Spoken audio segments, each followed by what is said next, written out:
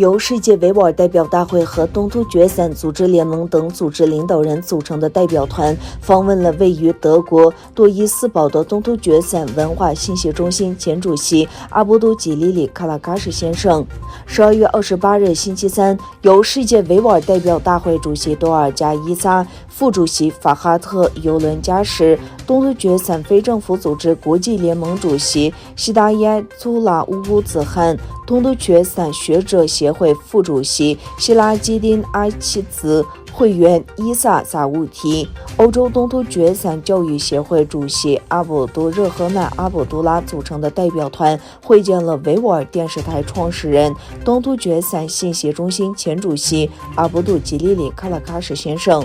会议期间就东突厥散和当前问题进行了讨论和交流。中国12月29日表示，将对台湾走向独立的举动采取断然措施。中国政府负责处理台湾事务的国务院台湾事务办公室星期三在北京举行例行新闻发布会。该办公室发言人马晓光表示，明年台海局势会进一步复杂严峻，不排除我们与民进党当局谋独挑衅和外部势力插手干预的斗争更尖锐、更激烈。独立国家联合体领导人在俄罗斯圣彼得堡举行会议，讨论抗击新冠肺炎疫情等问题。俄罗斯总统普京、阿塞拜疆总统阿里耶夫、白俄罗斯总统卢卡申科、哈萨克斯坦总统托卡耶夫、亚美尼亚总理帕西尼扬、吉尔吉斯斯坦总统加帕罗夫、乌兹别克斯坦总统米尔基耶耶夫、塔吉克斯坦总统拉赫曼和土库曼斯坦总统出席会议。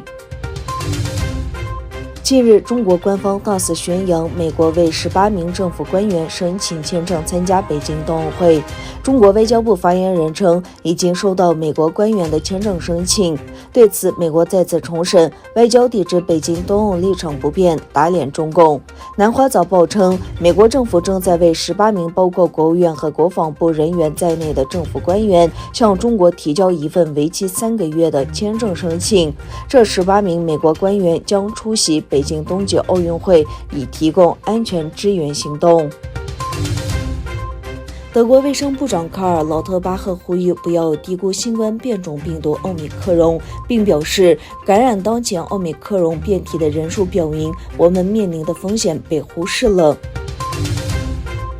巴勒斯坦总统阿巴斯6年来首次访问以色列，阿巴斯会见了以色列国防部长本尼甘茨。据报道，会议在甘茨位于特拉维夫以东的罗什海恩的住所举行。以色列国防部办公室分享了有关会议的信息。会议期间，双方讨论了安全和民政领域的各种问题。继11月28日吉尔吉斯斯坦大选后，第7届议会议员出席了就职仪式。在由90名议员组成的议会中，各政党赢得了54个席位，独立议员赢得了36个席位。